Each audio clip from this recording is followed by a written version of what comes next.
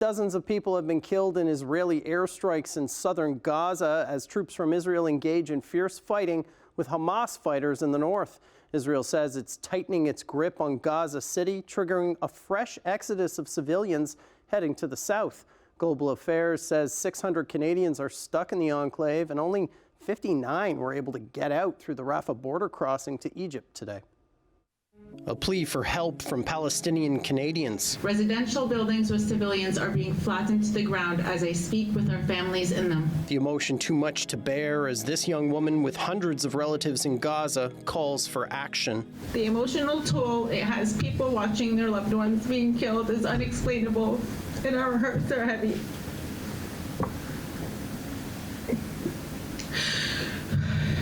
We are here today to call upon members of Parliament to speak out against these atrocities and demand a ceasefire now.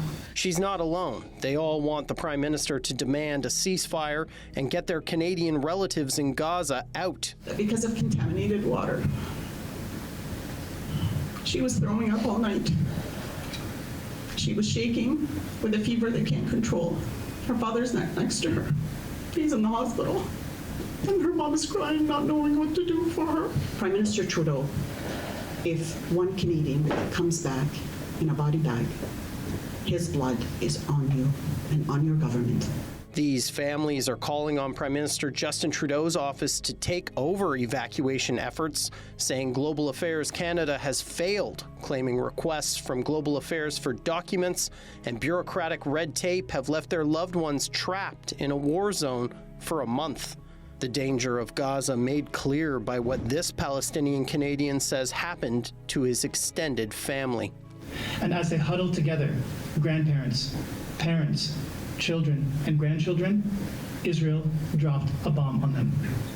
46 members of my extended family were killed, murdered, exterminated in one instant by Israel. I know families and loved ones have been waiting anxiously. Finally, the first group of Canadians were evacuated out of Gaza. In a video posted to X this morning, Foreign Affairs Minister Melanie Joly says the first group crossed into Egypt today. Global Affairs saying this afternoon, 59 Canadians, permanent residents, and their family members went through the Rafah border crossing. Looking forward to seeing all Canadians evacuated, and you can be sure and rest assured that this is our #1 priority. Meantime, Israel's military says for the first time in decades, it's reached the heart of Gaza City, regarded as Hamas's stronghold in Gaza. Israeli Prime Minister Benjamin Netanyahu saying today that Israel will take over responsibility for Gaza's security once Hamas is defeated. The fighting in the north leading to the exodus of thousands more Palestinians to the south. They told me I should make the ID clear to be safe. I came from Al-Shati. We walked a lot. I am a cancer patient. I can't find no treatment, no food, no water.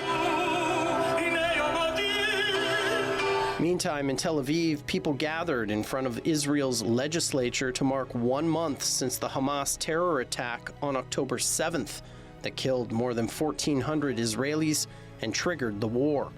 They want the Israeli government to secure the release of more than 240 hostages. My son Chaim was killed on October 7th, was murdered by Hamas terrorists. We are here to light a candle for the people who got murdered and kidnapped by Hamas organization.